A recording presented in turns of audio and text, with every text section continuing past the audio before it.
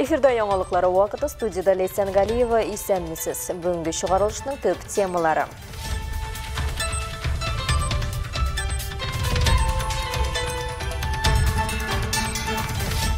Бәяләр хәрәкәттә, куллану кәржине ничә сум?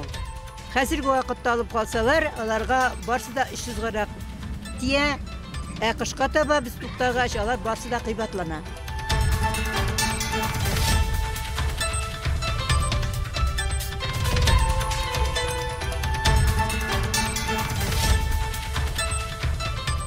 Аферистлар құрбаны 76 яшьлек әлмәтле 2 миллион сумнан құлақ қапқан. Он забрал у меня деньги, а она сказала, что деньги положите в коробку, заверните в тряпку, положите в пакет. Ну, я так и сделала.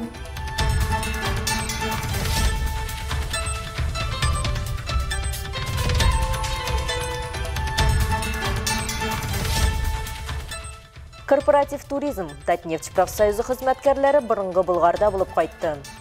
Бик зур хыялым, шушы матур изге җирне күреп, үзләренә көч алып, ниндидер яңалык.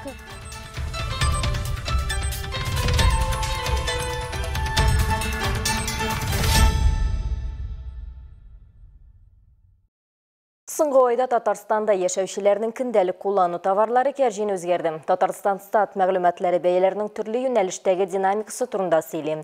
Кайбер продуктлар бәяләрендә сизелерлек арта, икенчеләре киресенчә арзаная. Сыер ите һәм балык янчыкка сукса, яшелчә һәм җиләк-җимеш сатып алучылар берникадәр җиңеллек сизә алган.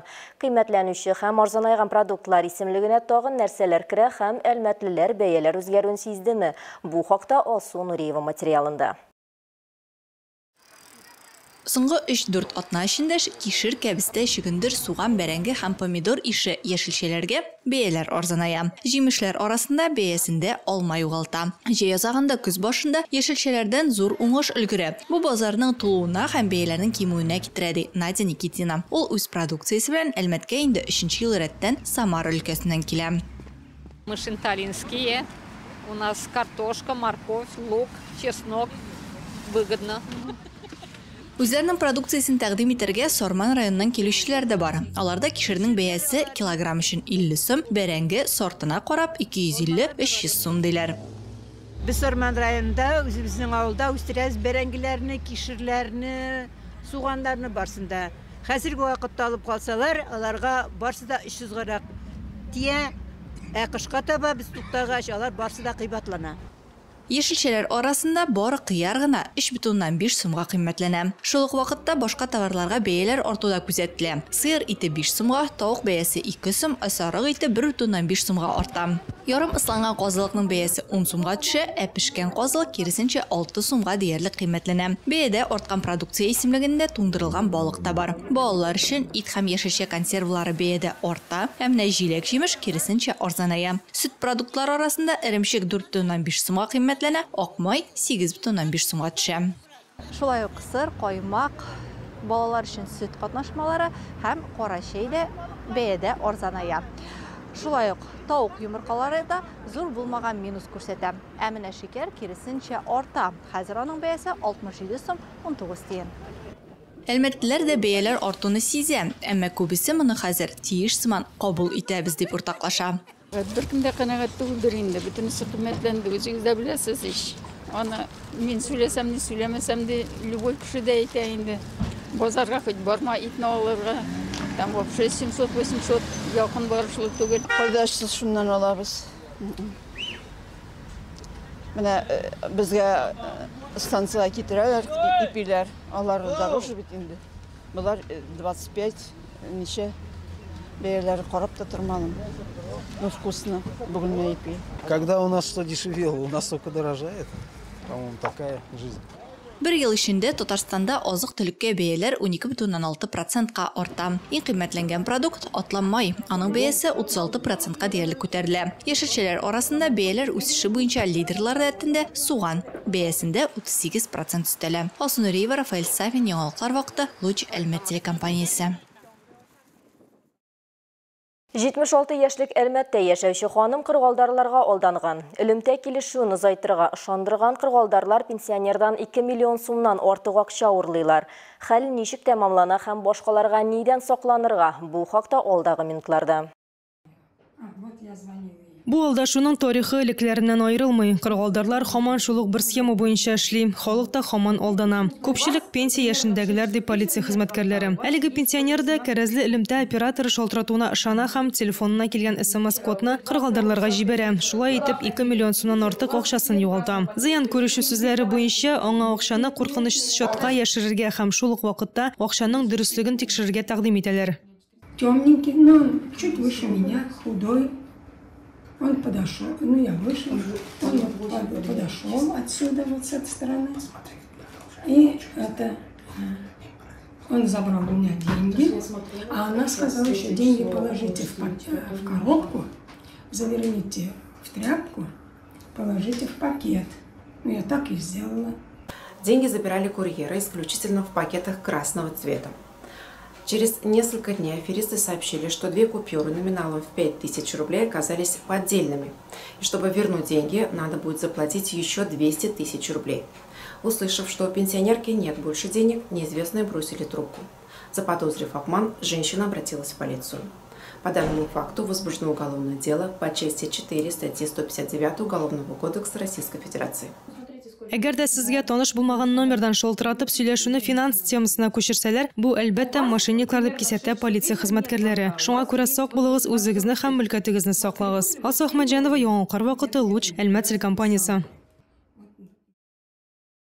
27 сентябрь Россиядә тәрбиячеләр һәм барлык мәктәпкәчә хезмәткәрләр көне билгеләп үтелә. Бу көнне тәрбиячеләрне генә түгел, музыка хезмәткәрләрен, балалар белем бирү учреждениеләре җитәкчеләрен котлау гадәткә кергән. Шул уңайдан безнең төшерү төркеме 47-нче милли балалар бакчасында күп еллык эш тәҗрибәсе булган педагоглар белән аралашып кайтты.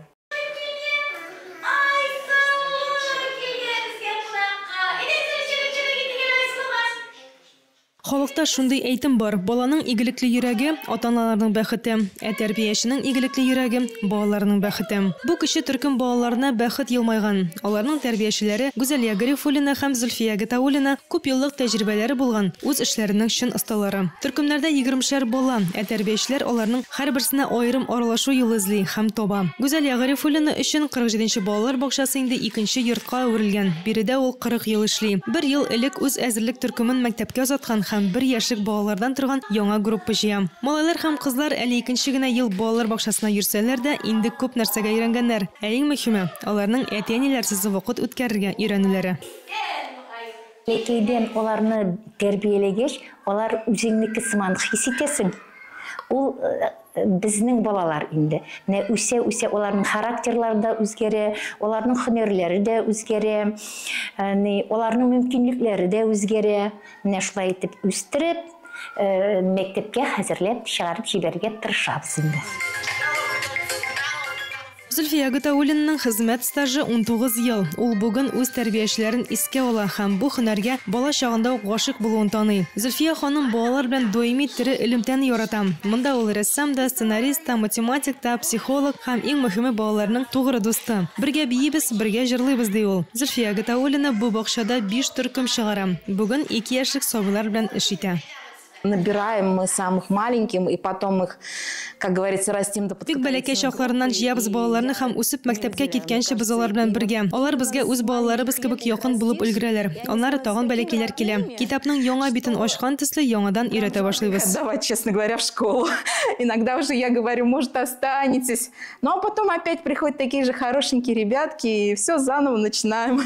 Бүген әлеге балалар бакчасы балаларга үз ана телендә белем һәм тәрбия бирү буенча база. Капканы ачып керү белән тәрбияләнүчеләр милли мөхиткә эләгә. Барлык төркемдә дә саф татарча сөйләшүче тәрбияче апалары каршы ала. Әлеге коллектив үз эшенең осталарыннан торган бердәм команда. Алар үз эшләренең осталары. Алар безнең коллективыбызны бик зур дәрәҗәләргә ирештерделәр. Менә безнең балалар бакчасы Әлмәт шәһәрендә дип әйтим инде, уңай яктан гына искә алына. 47-нче балалар бакчасында бүген 12 төркем эшләп килә. Бу 240 бала дигән сүз. 12 төркемнең 4-сенә балалар 1 яшьтән алып йөриләр.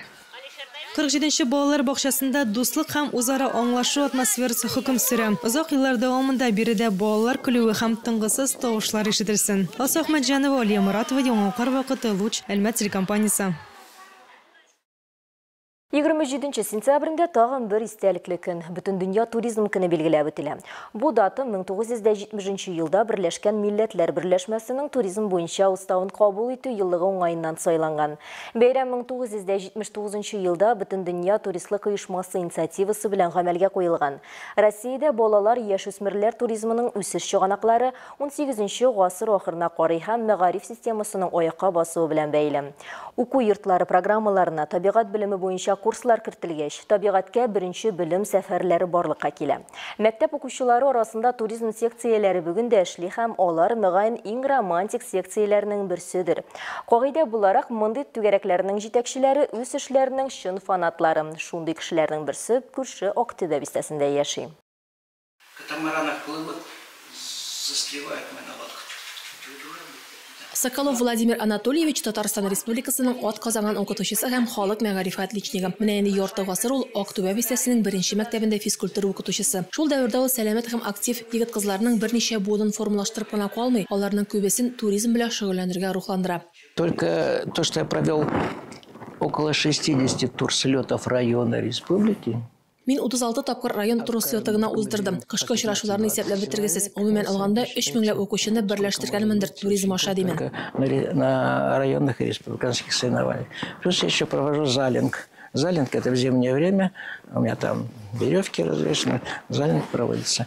Тоже 2-3 команды. Это уже человек по 10 каждый раз. Ну и, в общем-то, я считаю, там даже больше 3000 учеников, которые были на Кавказе, на Урале. Владимир Анатольевичның сәяхәт тарихында Кавказга, Кара диңгезгә һәм Крымга сәяхәтләр бар. Ул шулай ук һәм Агыйдел елгалары булып та экспедицияләр уздырган. Буларның күпчелеге мәктәп коридорындагы фотосурәтләрдә саклана. Первое время, когда мы начинали ходить в походы, я говорю, с родителей деньги не берем. Башта әти-әниләрдән акча алмый йөрдек. Чөгендер басу утап сәяхәткә чыга идек. 20 гектарны утау берни тормады. 20 с лишним человек. Мы как-то 20 гектар легко обработали.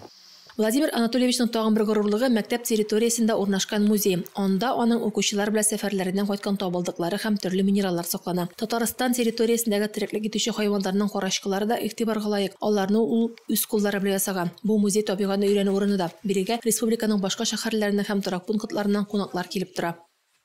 Когда вот Марсель Зуфарович появился, глава администрации новый. Район башлыгы итеп Марсель Зуфар улы билгеләнгәч, безгә кунакка килдем. Биредәге карашкыларны, табылдыкларны күргәч, аерым бинага күчәргә булышты. Он тут же подхватил и из этого заброшенного домика вот это все сделал. Владимир Анатольевич укытучы гына түгел, яшьләрдә табигатькә, спортка һәм актив яшәү рәвешенә мәхәббәт тәрбияләүче кеше. Аның эшенә бирелгәнлеге, белемдәлек һәм күнекмәләрен укучыларына тапшырырга теләве күп буын укучылар өчен кыйммәтле педагог итә. Рәдифә Ногманова, Алия Моратова, Яңалыклар вакыты, Луч, Әлмәт телекомпаниясе. Татнефть компаниясе хезмәткәрләре, ветераннары һәм яшь белгечләре ЮНЕСКО бөтен дөнья мирасы объектына Бөек Болгарга сәяхәт кылдылар. Бирдә эшләүче археологлар казу эшләрендә тәм тапсалар, сәяхәтчеләр Идел Болгары һәм Алтын Урданың искиткеч кызыклы тарихы белән танышып ләззәтләнәләр. Мауктыргыч сәфәрдә без дә булып кайттык. Проектның инициаторы һәм авторы Югары нефть мәктәбенең әйдәүче белгече Эльвина Габдрәшитова. Аның сүзләренчә, сәфәрнең төп максаты компаниянең төрле буын хезмәткәрләр арасында аралашу һәм тәҗрибә уртаклашу өчен уникаль мәйданчык булдырудан гыйбарәт иде. Бу һичшиксез корпоратив рухны ныгытуга ярдәм итә. Болгар ул Татнефть аркасында яңадан яңартылган, күпме көч кертелгән һәм шуңа күрә бик зур хыялым шушы матур изге җирне күреп, үзләренә көч алып, ниндидер яңалык, шатланып, сөенеп кайтырга. Хәзер без экскурсиядә катнашучылар белән атаклы Болгар цивилизациясе музеенда. Биредә Идел буе Болгарның көнкүреше, мәдәнияте һәм тарихы белән танышырга мөмкин. Аннары программа буенча дөнья һәм көнчыгыш төрбәләрне, хан сарайын карау һәм әлбәттә инде гаҗәеп ак мәчеткә бардык. Сәфәр 75 ел яхшылык тудырабыз грант бәйгесендә традицияләр энергиясе номинациясендә җиңгән Болгар музеена юбилей сәяхәт проектын гамәлгә ашыру нәтиҗәсендә мөмкин булды. Экскурсиядә катнашучылар арасында Югары нефть мәктәбе хезмәткәрләре, Татнефть компаниясе ветераннары. Яңа баштан тарихыбызга кайтып, әллә нинди хисләр кичерәм. Идел буенда безнең ата-бабаларыбызның җире. Һәм монда ислам кабул ителгән. Монда безнең иң беренче ислам кабул иткән бабаларыбыз җирләнгән җирләр. Әлбәттә, искиткеч дулкынландыра. Мин бүген шиксез тагын рухи яктан байып кайтам. Бу сәяхәт катнашучыларны яңа белемнәр һәм тәэсирләр белән боетып, компаниянең зур гаиләсе эчендә тарихи дәвамчылыкны саклауда һәм бердәмлекне ныгытуда тагын бер адым булды. Алексей Баталов исемендәге Бөгелмә дәүләт Оуз драма театры үзенең 91-нче сезонын ачты. Беренче спектакль Антон Чеховның «Три сестры» пьесасының заманча куелышы булды. Тулырак махсус хәбәрчебез Айсылу Миннебаевада. Театр сезонын ачу тантаналы рәвештә театр каршындагы мәйданчыкта тумба ачу белән башланып китте. Ул Алексей Баталовның тормышына һәм иҗатына багышланган. Бөгелмәдә яңа арт-объект ачылу Татарстан Республикасы рәисе Рөстәм Миңнеханов һәм Мәдәният министрлыгы ярдәмендә мөмкин булды. Тумба барельефларында Алексей Баталовның «Дождь» авторлык рәсеме, «Летят журавли» фильмы, шулай ук «Три апельсины» спектакле сурәтләнгән. Поздравляю с открытием сезона. Сегодня у нас несколько важных событий. Әлеге тантанадан соң кунаклар һәм тамашачылар залда үз урыннарын алдылар һәм 3 сәгать дәвамында апалы-сеңелле Прозоровларның Антон Чеховның «Три сестры» пьесасын карадылар. Драма буенча Ольга, Маша һәм Ирина Мәскәү тормышын көтеп яшиләр. Маша ролендә Виктория Лапчук. Мария замужем, но... Мария кияүдә, аның өчен бу бәхетсез никах. Рольдә иң авыры шул режиссер катлаулы моментлар куйды. Моның өчен аны рольне кабул итәргә, аңларга кирәк иде. Һәр эш үсеш бирә бит. Бу үсеш өчен тагын бер баскыч. Ролем кызыклы.